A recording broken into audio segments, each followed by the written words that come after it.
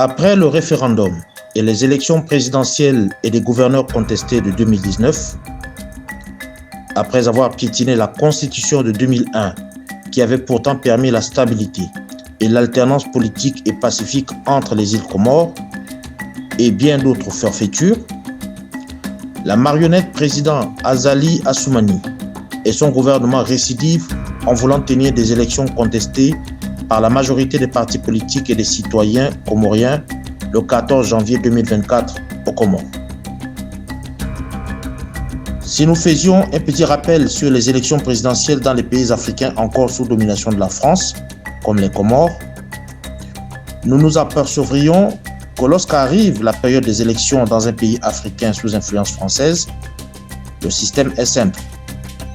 On organise le scrutin et on inverse les résultats si le candidat soutenu par la France est perdant. Cela s'est passé ainsi dans plusieurs pays, dont le Gabon, le Togo et la Côte d'Ivoire. Pour ce dernier pays, l'ex-président Nicolas Sarkozy l'avait carrément déclaré publiquement en disant « On a enlevé Laurent Gbagbo et on a mis Alassane Ouattara à la place ». Et personne en France, ni dans la communauté dite internationale, n'a crié au scandale. Conclusion, il est impossible actuellement dans ces pays africains, Côte d'Ivoire, Gabon, Congo-Brazzaville, Comores, Togo, Mauritanie, Sénégal, pour ne citer que cela, d'organiser des élections libres et transparentes. La seule solution pour assurer l'alternance politique, c'est la prise du pouvoir par la force, un changement de pouvoir sans élection qui peut être porté par un mouvement populaire. Il conviendra ensuite de mettre en place un gouvernement de transition pour organiser des élections transparentes gérées par les nouvelles autorités sans influence étrangère. Source, communiqué numéro 40 de l'ONS. Organisation néo-panafricaniste de souveraineté. Juillet 2023. C'est effectivement ce qui s'est passé depuis 2020 au Mali, au Burkina Faso et au Niger, le 26 juillet 2023. Aujourd'hui, le peuple comorien, ayant perdu espoir et voyant ces pays du continent prenant leur destin en main, souhaite se libérer à son tour du joug colonial et néocolonial, puis changer ce régime illégal du valet Azali Assoumani.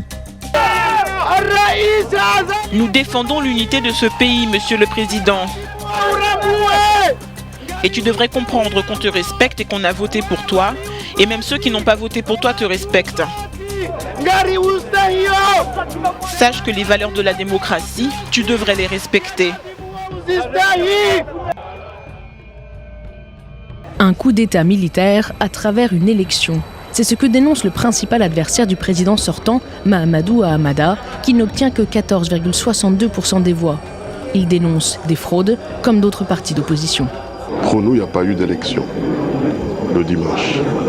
Il y a eu un coup d'État organisé par Azali Assoumani et son équipe.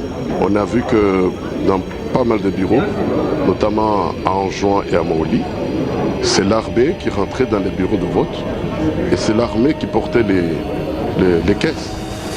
D'après l'opposition et la société civile, des bureaux de vote ont été saccagés, des urnes bourrées ou confisquées pendant le scrutin. Avant même l'annonce des résultats, les 12 adversaires du chef de l'État sortant avaient prévenu. Il les considérerait comme non crédibles. Azali Assoumani pourrait rester au pouvoir jusqu'en 2029. Cela s'explique justement par le fait que le président marionnette de la France-Afrique est toujours aux ordres de l'armée française. Azali Assoumani semble adopter une autre stratégie pour tromper le peuple comorien en passant outre toutes les règles de procédure sur l'organisation des élections présidentielles de ce 14 janvier 2024 aux Comores, dans le seul but de se maintenir au pouvoir et satisfaire son maître, le président français Emmanuel Macron. Pour toutes ces raisons, nous, gouvernement de transition en exil, demandons aux divers partis politiques qui se sont engagés dans cette mascarade électorale de revenir à la raison en se joignant à nous pour libérer nos 4 îles des Comores, encore sous la domination coloniale et néocoloniale de la France, en exigeant le retour de l'île comorienne de Mayotte dans son ensemble.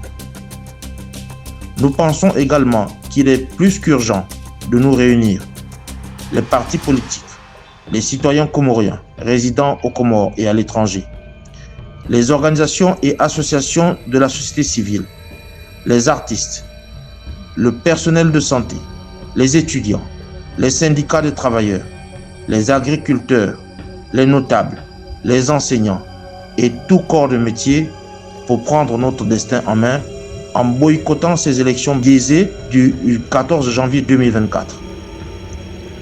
Tous, sans exception, en tant que peuple comorien, devons reprendre légitimement le pouvoir et soutenir le gouvernement de transition en exil pour réformer les institutions comoriennes, lesquelles seront engagées dans une nouvelle dynamique de reconquête de notre pleine souveraineté.